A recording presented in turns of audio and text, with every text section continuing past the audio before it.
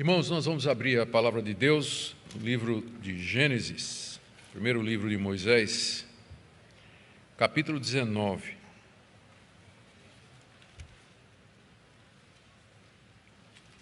E eu queria pedir que vocês mantivessem a Bíblia aberta no capítulo 19. Nós vamos do verso 23 até o verso 38. Como é uma passagem um pouco mais extensa, nós faremos a leitura à medida que a exposição da palavra de Deus prossegue. Nós vamos orar mais uma vez, pedindo a iluminação do Senhor para esse momento, para que a exposição da palavra seja instrumento dele para a edificação do seu povo. Pai querido, nós te agradecemos porque nos deste a tua palavra, revelação infalível, autoritativa na vida do teu povo. E agora, ao abri-la, nós queremos pedir graça para compreendê-la. Dê que a exposição seja fiel, que encontre corações receptivos, que o Senhor nos mostre de que maneira a tua revelação ao povo de Israel naquele tempo se aplica a nós, teu povo, hoje. É o que nós pedimos em nome de Jesus. Amém. Meus irmãos, na mensagem anterior, nós deixamos Ló e sua família sendo arrastados para fora de Sodoma por dois anjos enviados por Deus, num ato de misericórdia de Deus por amor a Abraão, uma vez que a cidade ia ser destruída juntamente com seus moradores. Deus, então, por misericórdia, envia dois anjos e eles resgatam Ló, a sua mulher, e as suas duas filhas daquela cidade que era símbolo da perversidade, símbolo do pecado e da rebelião contra Deus. A cidade seria destruída por conta de todos os seus pecados. Os anjos permitiram que Ló e suas filhas se refugiassem numa das 5 cidades das Campinas, chamada Bela, que mais tarde vai ficar com o nome de Zoar, porque esse foi o argumento de Ló para ir para lá e não para as montanhas, como Deus tinha dito. Diz que era uma cidade pequena, era um vilarejo, como que se Deus não fosse prestar atenção e não incluísse a cidade na destruição que se aproximava. Hoje nós veremos a destruição de Sodoma, Gomorra, Adimá, Zeboim, as cidades das Campinas do Jordão, e com tudo o que havia nelas. E o triste fim da história desse homem, Ló, que é chamado de justo no Novo Testamento, que ao mesmo tempo não encobre os seus erros e as suas falhas. A expectativa é que Deus nos abençoe na compreensão dessa mensagem. São duas partes: a primeira, a destruição de Sodoma, e na segunda, o fim de Ló, a sua história. Ele desaparece da história bíblica a partir daqui. Primeira destruição de Sodoma, do verso 23 ao verso 29, ouçamos a leitura. O sol estava nascendo sobre a terra quando Ló entrou em Zoar. Então o Senhor fez chover enxofre e fogo sobre Sodoma e Gomorra. Isso veio da parte do Senhor desde os céus. Ele destruiu aquelas cidades e toda a campina, todos os moradores das cidades e o que nascia da terra. E a mulher de Ló olhou para trás e virou uma estátua de sal. Na manhã seguinte, Abraão se levantou de madrugada e foi para o lugar onde tinha estado na presença do Senhor. Abraão olhou para Sodoma e Gomorra e para toda a terra da campina e viu que da terra subia fumaça, como se fosse a fumaça de uma fornalha. Assim, quando destruiu as cidades da campina, Deus se lembrou de Abraão e tirou Ló do meio da destruição, quando subverteu as cidades em que Ló tinha morado. Aqui nós lemos como Ló e sua família entram na cidade de Zoar sãos e salvos. O sol já estava nascendo e tinha sido uma noite muito longa. A noite tinha começado com Ló recebendo os dois homens na sua casa para hospedá-los. Em seguida, a casa foi atacada pelos moradores de Sodoma e Gomorra, que queriam abusar dos visitantes de Ló. Ló tenta convencer os seus genros a fugir da cidade, uma vez que aqueles dois homens eram anjos destruidores que Deus havia mandado para executar juízo sobre a cidade. ele se demora durante a noite na cidade, tentando convencer os seus genros a fugir. Finalmente, ele é arrastado para fora da cidade com sua família, corre pela campina na direção da cidade de Zoar, e o dia estava amanhecendo quando ele entra na cidade. Foi, de fato, uma noite longa, uma noite difícil, como é trabalhoso também a salvação de pecadores, o trabalho que o nosso Deus executa. Isso tudo foi para salvar Ló da destruição. Da mesma forma, o nosso Deus, ele age, ele usa meios para nos arrancar do inferno que se aproxime da destruição eterna. Uma vez que Ló e sua família estão seguros na cidade de Zoar, Deus então destrói Sodoma e Gomorra, versos 24 e 25. 24 diz que o Senhor fez chover enxofre e fogo sobre Sodoma e Gomorra. Verso 25, ele destruiu aquelas cidades e toda a campina e todos os moradores das cidades e o que nascia da terra. A palavra destruir em hebraico significa virar, como quem vira uma panqueca. Tanto é que na versão anterior da Almeida diz que Deus subverteu as cidades da campina. Deus havia suportado a arrogância desse povo durante muito tempo, mais de 400 anos, que o pecado de Sodoma e Gomorra subiam até o céu, clamando por justiça, por vingança da parte de Deus. Mas agora chegou a hora e Deus então os derruba, Deus os subverte, Deus os destrona, Deus traz ao chão. Todas essas expressões, elas explicam o significado do verbo hebraico. E além de Sodoma e Gomorra, também as cidades de Admá e Zeboim. Eram 5 cidades na planície do Jordão.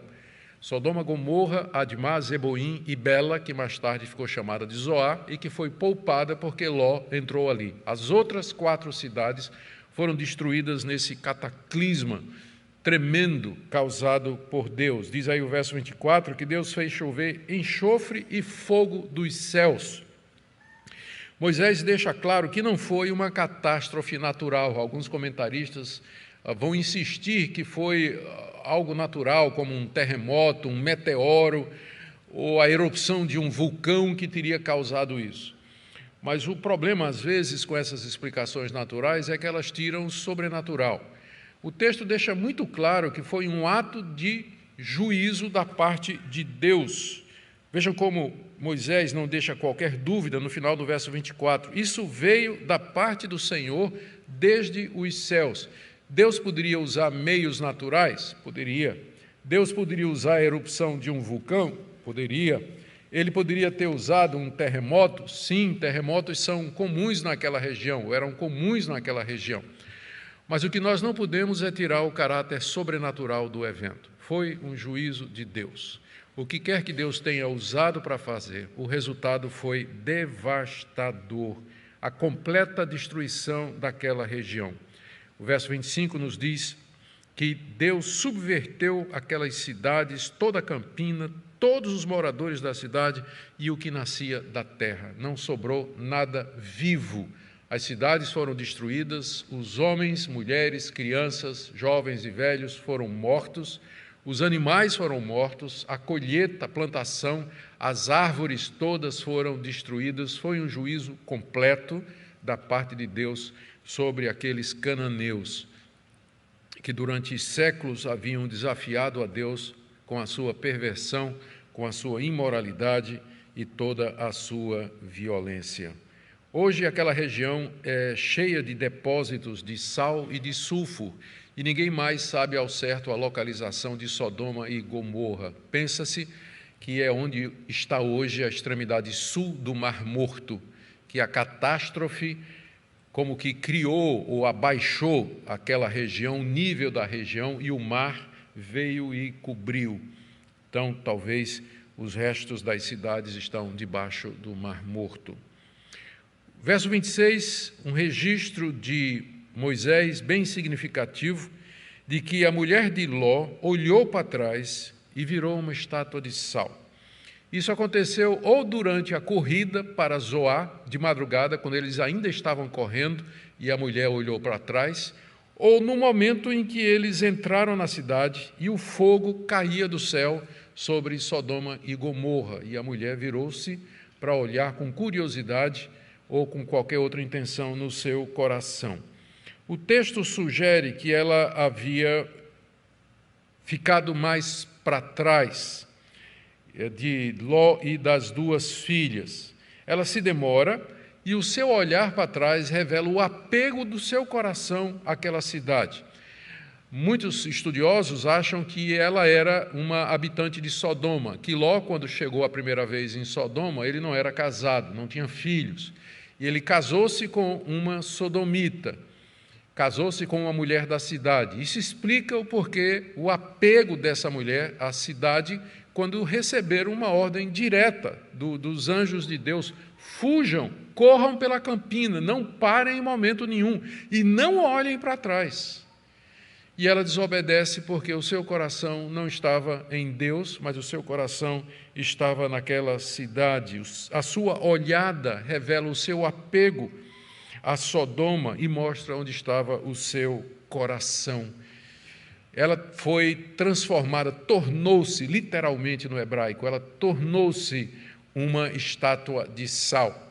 A gente não sabe se foi um juízo imediato de Deus ou se ela foi alcançada pelo fogo e enxofre que estava caindo da parte de Deus, uma vez que ela ficou para trás. O fato é que esse evento foi usado pelo Senhor Jesus, séculos depois, para advertir os seus discípulos quando Jerusalém fosse cercada pelos romanos. Em Lucas capítulo 17, Jesus diz aos discípulos que seria um juízo de Deus contra Jerusalém por tê-lo rejeitado, e que quando eles vissem Jerusalém cercada de exércitos, eles deveriam fugir e não olhar para trás, não voltar para tirar alguma coisa, para salvar algum bem. E aí, nesse contexto, Jesus diz, no verso 32 de Lucas 17, lembrai-vos da mulher de Ló.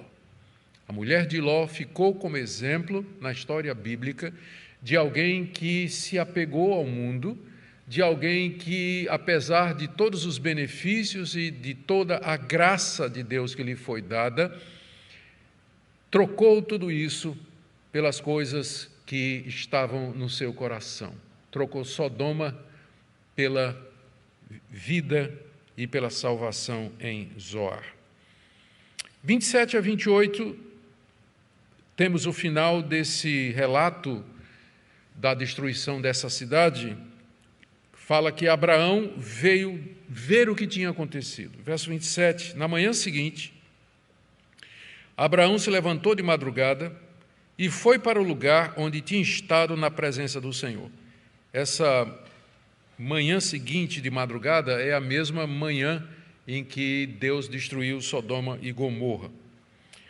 No dia anterior, vocês lembram, Abraão tinha ficado nos carvalhais de Manre, onde ele morava, conversando com o terceiro anjo, que na verdade era o Senhor Deus, em pessoa, e tinha intercedido pela cidade de Sodoma, argumentando com base na justiça de Deus. Se tiver 50 justos, se tiver 40, se tiver 30, chegou até 10. E Deus disse, se tiver 10 justos, eu não vou destruir a cidade.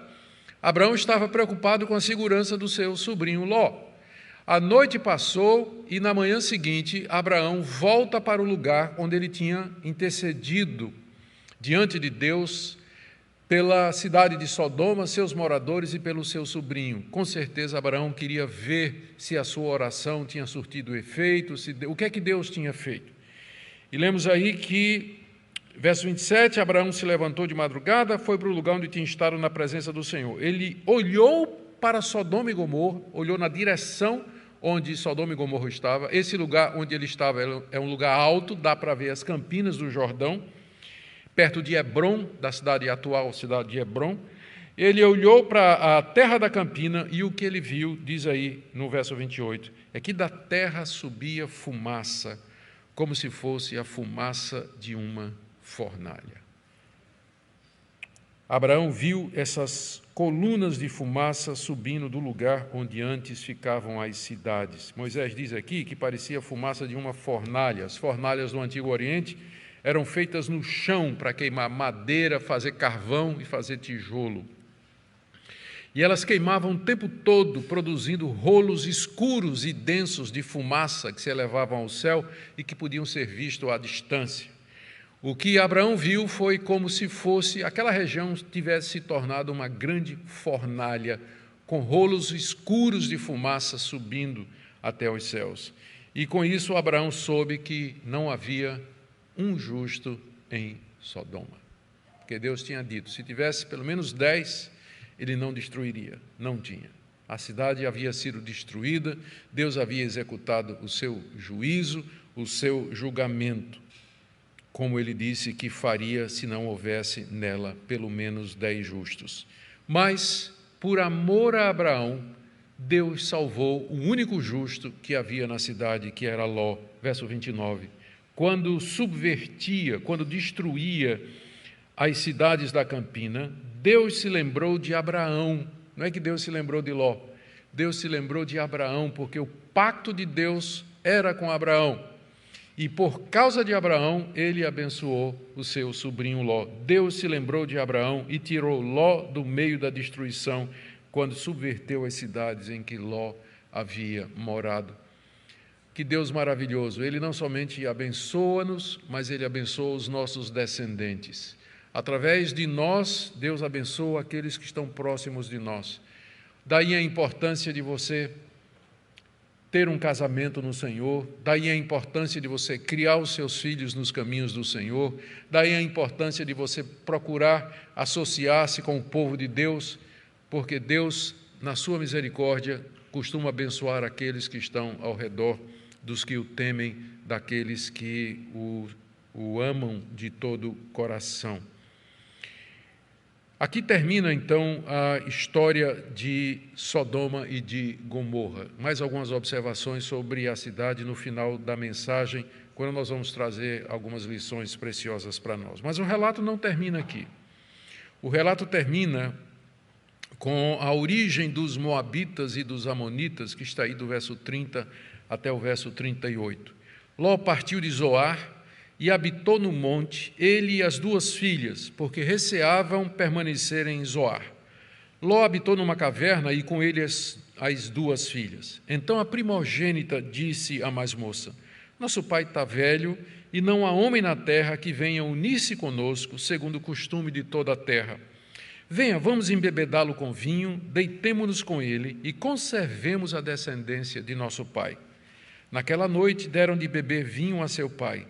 E entrando a primogênita se deitou com ele, sem que ele o notasse, nem quando ela se deitou, nem quando se levantou. No dia seguinte, a primogênita disse à mais nova, ontem à noite deitei-me com meu pai. Vamos embebedá-lo também essa noite. Entre e deite-se com ele, para que preservemos a descendência de nosso pai. De novo, naquela noite, deram de beber vinho a seu pai. E entrando a mais nova, se deitou com ele, sem que ele o notasse, nem quando ela se deitou, nem quando se levantou. E assim as 2 filhas de Ló ficaram grávidas do próprio pai. A primogênita deu à luz um filho e lhe deu o nome de Moabe. Este é o pai dos moabitas até o dia de hoje. A mais nova também deu à luz um filho e lhe deu o nome de Ben-Ami. Esse é o pai dos amonitas até o dia de hoje.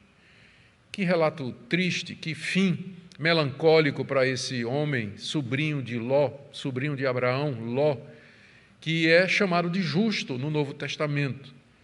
E a Bíblia, entretanto, não encobre as suas fraquezas e as suas iniquidades. Algum tempo depois de ele ter morado em Zoar, ele resolve sair da cidade. O texto diz aqui que ele estava com medo de ficar na cidade. Talvez medo dos habitantes, que eram semelhantes aos habitantes de Sodoma e Gomorra. Talvez ele tinha medo de que Deus ia destruir Zoar também, uma vez que a cidade era tão pecaminosa como as demais cidades das Campinas. Talvez ele tinha medo dos habitantes, de algum mal que aqueles habitantes de Zoar queriam fazer a ele. O ponto é que ele resolve sair da cidade depois de algum tempo. E ele vai morar numa caverna com suas filhas no monte, provavelmente as montanhas de Moabe, que ficam ao oriente do Rio Jordão, e que era o local original que Deus tinha dito para ele, fuja para as montanhas. Aí ele disse, não, eu quero ir para Zoar. E agora, depois de um tempo em Zoar, ele diz, não, eu vou para as montanhas. E ele vai e diz aqui o texto que ele foi morar numa caverna juntamente com as suas filhas. Compare a pompa de Ló, a riqueza de Ló, o luxo em que ele vivia, por exemplo, no capítulo 13, quando ele se separa de Abraão. Ele era tão rico quanto Abraão, tinha gado, tinha servos, tinha ouro, prata, muitas riquezas, mas agora, depois das escolhas erradas que ele fez, ele termina morando numa caverna. Termina numa caverna juntamente com as suas 2 filhas. Ele vai morar ali depois de ter ajuntado provisões suficientes em Zoar para poder sobreviver com as suas 2 filhas. E é lá então que as 2 filhas tramam ter filhos através do pai. Eles fugiram de Sodoma, mas Sodoma não fugiu deles. O problema não é a Sodoma física, mas a Sodoma do coração. As 2 meninas, então, pensando como sodomitas, resolvem o problema de que elas não podiam casar e ter filhos. Naquela época, a descendência de um homem era contada através dos filhos homens que ele tinha, e não das filhas. E Ló ia morrer sem filhos, e, portanto, sem descendência. As suas filhas tinham ficado noivas, mas os noivos, aliás, morreram em Sodoma, como os demais homens de toda aquela região. E agora eles tinham saído da cidade para morar numa caverna.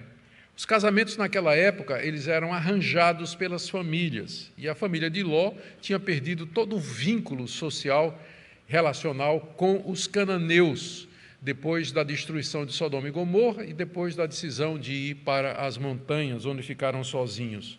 Morrer sem deixar descendentes era alguma coisa indesejável no Antigo Oriente. Era alguma coisa triste e, por vezes, era visto como castigo de Deus. A pessoa não teve filhos. E as 2 filhas de Ló estão preocupadas com a situação da família e começam a conversar sobre isso entre si, e a iniciativa parte da mais velha.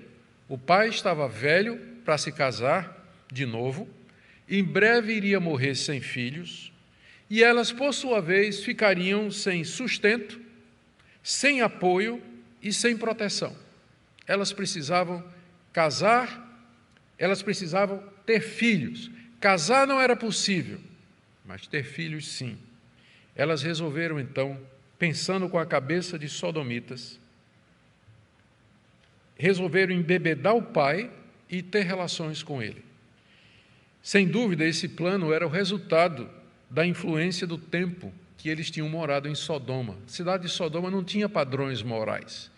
Na cidade de Sodoma valia tudo. Era um festival de imoralidades constante, e a perversão daqueles moradores havia já subido aos céus, o que ocasionou a sua destruição, a catástrofe que nós acabamos de ver. Como eu disse, as meninas saíram de Sodoma, mas Sodoma não saiu do coração delas. Inventaram esse plano, embebedar o pai e engravidar dele. E, para fazer isso, elas tinham que embebedar Ló, porque Ló jamais concordaria com isso. Apesar de ele ter morado em Sodoma, mas ele mantinha alguns princípios do tempo que ele tinha morado com Abraão e da linhagem dos setitas, que era a linha teológica, moral e ética da família de Abraão. Ló jamais concordaria com esse tipo de coisa, daí era preciso que ele tivesse bêbado para que isso acontecesse.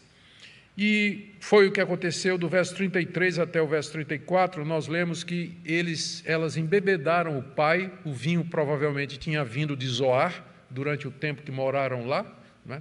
Trouxeram vinho, embebedaram Ló.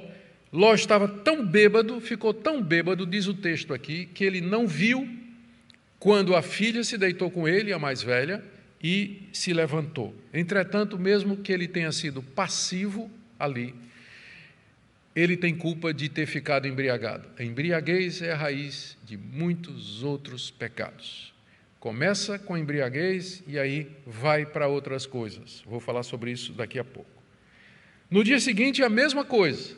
Outra vez, Ló se embriaga E ele não percebe quando a sua filha mais nova se deita com ele, nem quando ela se deita, nem quando ela se levanta. E mais uma vez, Ló não percebe o que acontece, embora é culpado mais uma vez de ficar embriagado. Diz aí o verso 36 que o resultado, o esquema das moças deu certo. Ambas ficaram grávidas do seu pai. E a falta de vergonha era tão grande que elas colocaram nomes nos filhos que refletiam o esquema pecaminoso. Os filhos incestuosos dessa relação se tornariam os pais dos moabitas e dos amonitas, verso 37 a 38, que seriam inimigos constantes da nação de Israel. A mais velha deu à luz a Moabe, foi o nome que ela colocou. A palavra Moabe em hebraico significa de meu pai. Não tinha a menor vergonha. De meu pai. É isso que Moabe significa. Verso 37.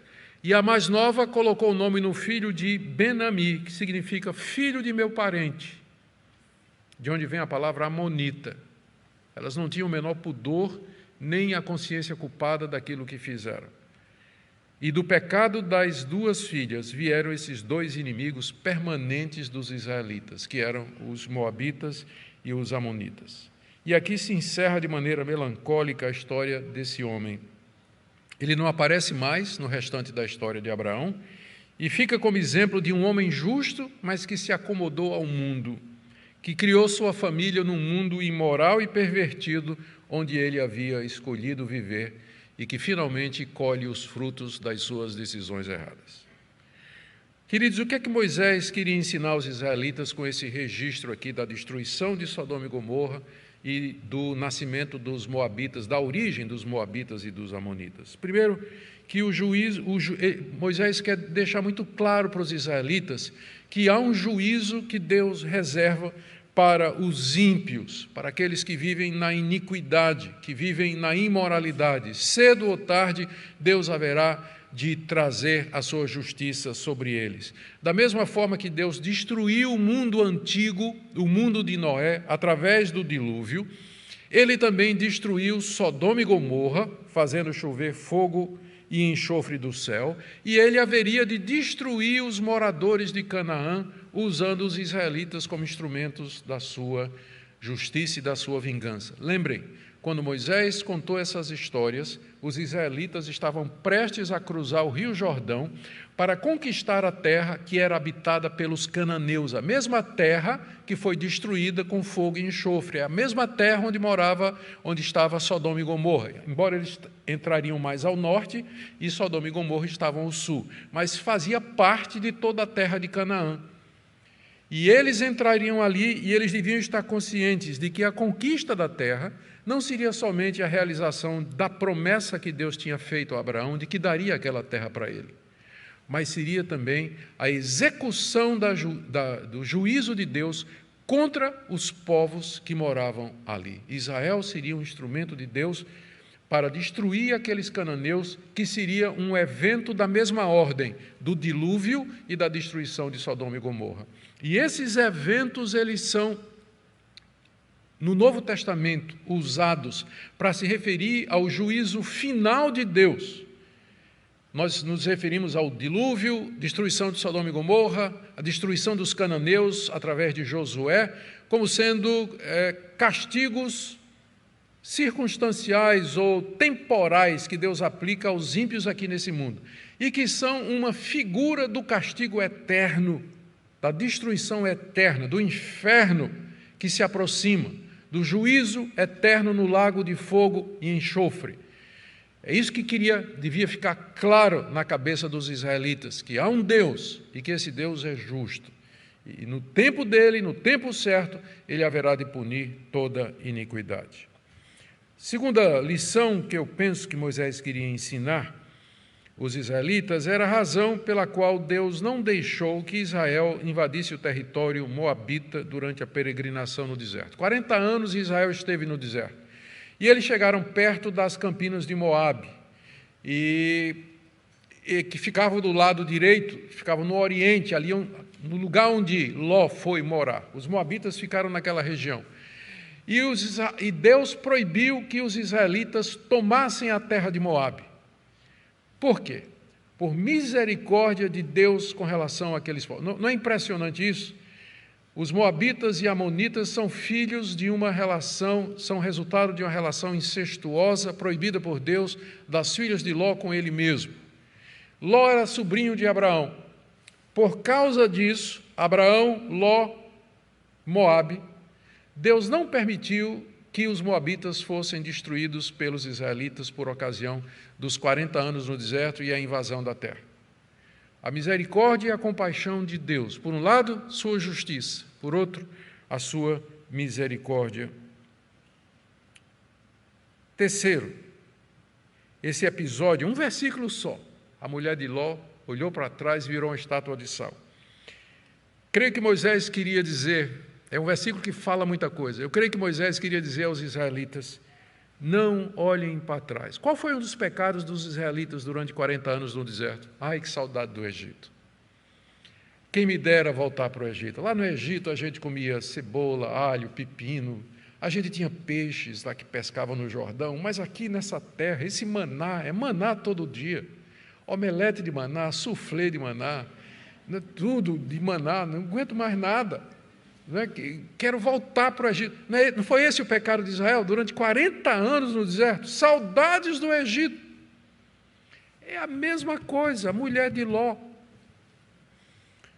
Essa história da mulher de Ló é como se Moisés estivesse dizendo aos israelitas, entrem na terra prometida, não fiquem olhando para trás de onde vocês vieram, lá do Egito. Já libertei vocês de lá, vocês foram libertos de lá. Vocês agora têm que avançar para a terra que Deus dá a vocês. Lembrem da mulher de Ló. Lembrem da mulher de Ló. Eu creio que o aviso é muito claro desse episódio da esposa daquele homem. Eu quero trazer algumas aplicações práticas para nós. Eu sei que parte delas já foi feita durante a exposição, mas eu queria ver alguma coisa com vocês a mais. Primeiro, uma palavra àqueles que acham que Deus não vai castigar os que vivem impiamente. Não confunda o fato de que aqui nesse mundo, os ímpios, os imorais, os pervertidos, eles fazem o que querem e nada acontece. Não cai fogo do céu como Sodoma e Gomorra, não vem um dilúvio como nos dias de Noé, não são destruídos com a invasão de um poder maior, como foram os cananeus, porque Deus, no tempo dele, vai julgar e Deus vai fazer justiça e juízo.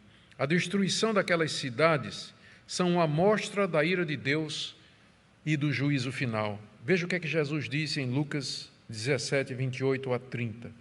O mesmo aconteceu nos dias de Ló. Antes Jesus tinha falado do dilúvio.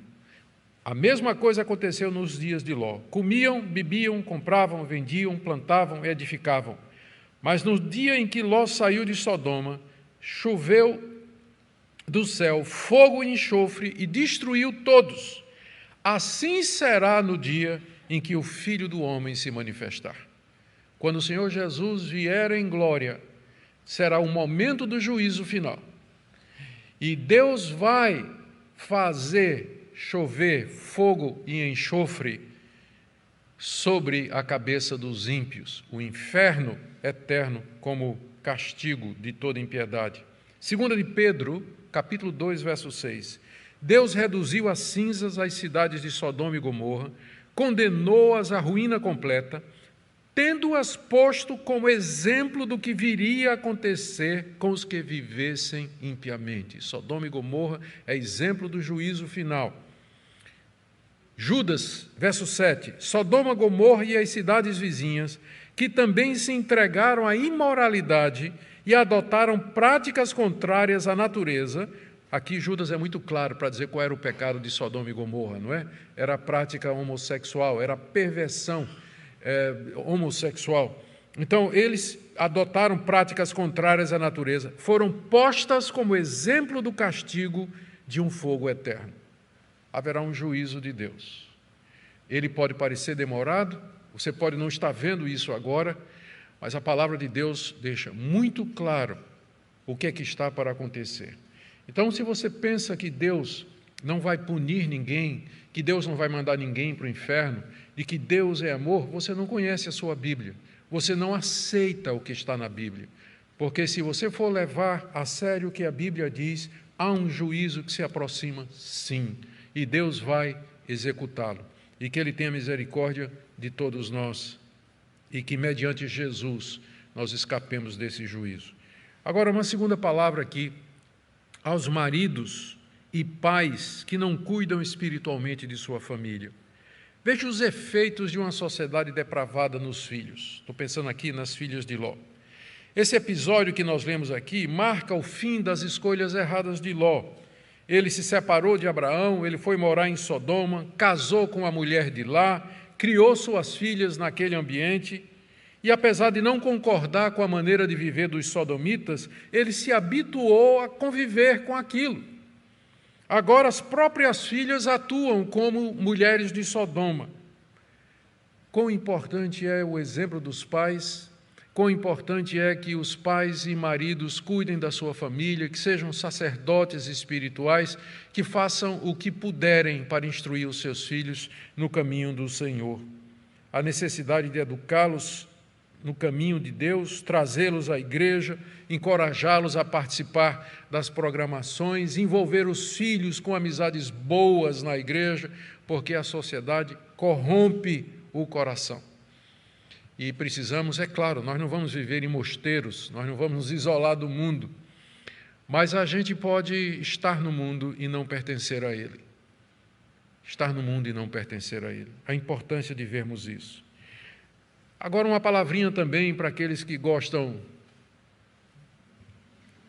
do mel, como fala por aí.